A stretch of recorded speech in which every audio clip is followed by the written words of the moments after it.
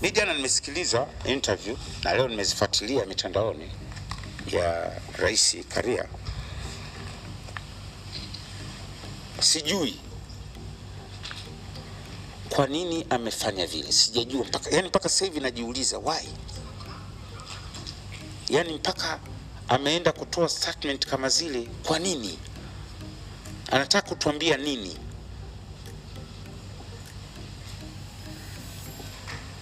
Lakini nikisikiliza na nikisoma body language, ni kiburi cha madaraka.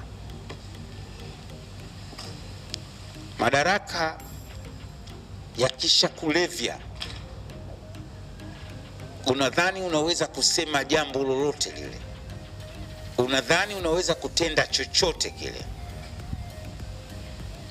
Madaraka yakisha kulevya, tukishaona ile wewe ni superior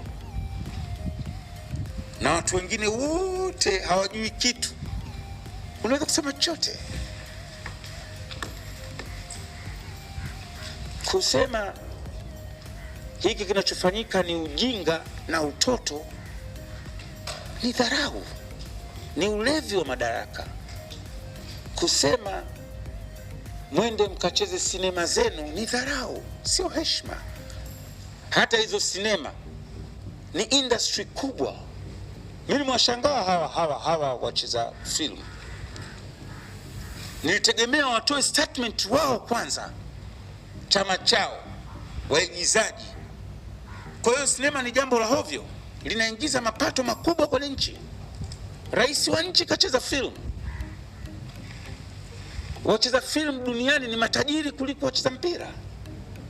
Unasema mkacheze sinema, maana yake unadharau industry hawa. Unadharau kazi kubwa waliofanya waigizaji wa Tanzania. Unaona ni jambo la ovyo ovyo hivi. Lakini nani atatoka kumjibu? Watu wanaogopa kufungiwa. Viongozi wa vilabu vyetu ni waoga. Kisha tengeneza mazingira, ukimjibu ukisema unafungiwa. Wanaogopa. Lakini walipaswa wao viongozi wa Yanga watoe statement immediately baada ya kauli ile. Lakini nani atakuwa atamvisha paka kimbele? Waoga wa kufungiwa. Hata sisi wengine nothing to lose. Mimi nifungia hata miaka milioni, don't care. Nafanya shughuli nyingine na mambo mengine, napata riziki katika njia nyingine. Toto mkisema bwana mdau afungiwe, I don't care. Lakini nasema kwamba hili jambo wamekosea na ni dharau kwa mpira.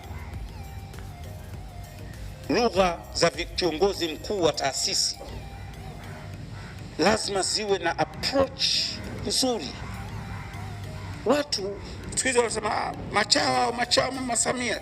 Wengine sio machawa, wengine wanamsifu Mama Samia kwa ile namna anavyoongoza nchi kikweli kweli. Angalia body language yake, akizungumza, akiongea, akishawishi. Uongozi ni hikma, ni busara.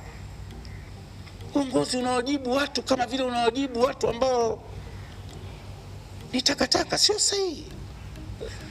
Na hapa nadhani kuna shida neno uraisi. Ningeshauri, najua waandishi naomba mnisupport. Rais atakaye tumia herufi kubwa kwenye ara ni mmoja tu abaki. Nadhani kuna kiburi, watu wanadhani na wao shaka marais wenye dola.